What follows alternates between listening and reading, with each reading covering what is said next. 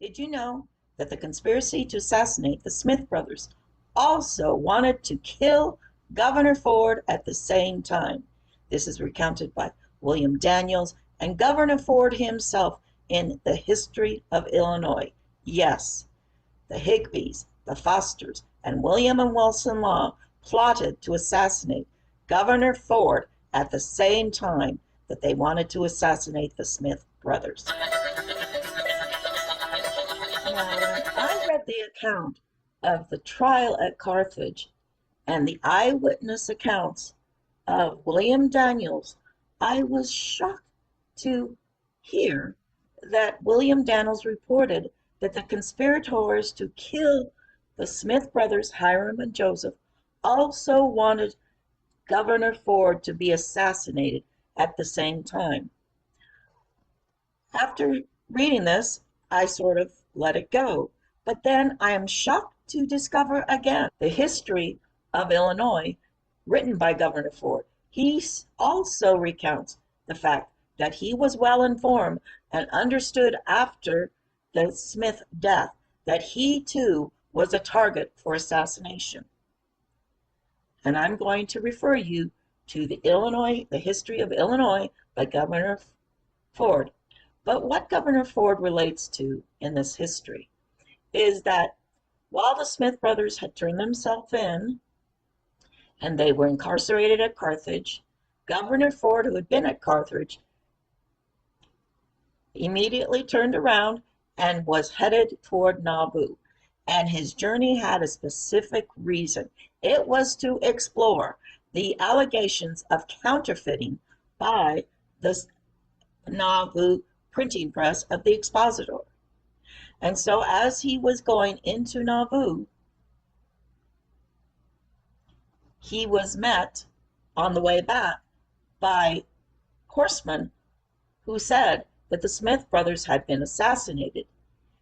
Governor Ford realized at the time that he'd been sent in to Nauvoo, more than likely to be assassinated by angry Nauvoo citizens who were going to be encouraged to cause an insurrection and to kill him, Governor Ford, at the same time.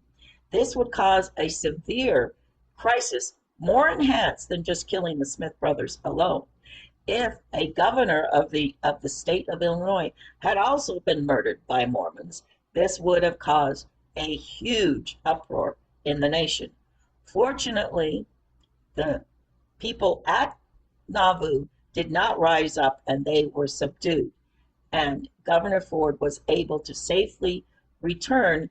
I think he did not return to Carthage. I think he went into Quincy for safety because he knew that the Mormon conspirators, and I'm going to name them right now, Higbees, were in cahoots or collusion with Thomas Sharp of the Warsaw Signal.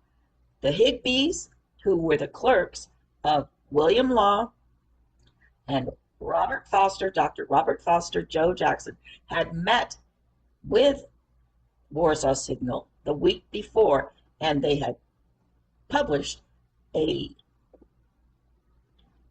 manifesto demanding that the Nauvoo community be disbanded and that the Mormons be exiled from the state. These were Mormon loyalists at one time, Chauncey and Francis Higbee. They were in direct communication with the conspirators, Thomas Sharp, a week before this actual assassination. These were the conspirators. And I am also going to be including the Brighamite Quorum of the 12 because they accompany Joseph Smith and the Smith brothers. John Taylor, Willard Richards were there to make sure that the Smiths were assassinated in order that this whole plot to cause an insurrection and perhaps trigger a hot civil war that the Southern Democrats had been wanting for years. Fortunately for Governor Ford, he discovered this plot and he retreated to Quincy. But I think what is important to understand is two important issues that Mormon history always fails to tell us. Number one, it fails to tell us that the Governor Ford was also marked for assassination at the same time of the Smith brothers assassination. But number two, Governor Ford was actually going into Nauvoo to investigate the allegations of counterfeiting against the Expositor. Yes, the Expositor was engaged in counterfeiting. And not only that, but as I previously discussed in previous videos, they were out to kill Joseph Smith and to cause a complete insurrection of the community. As Joe Jackson had said, he wanted to kidnap the eldest Hiram Smith daughter and kill off the entire Hiram Smith family. So please, Utah Mormons, stop hiding the history.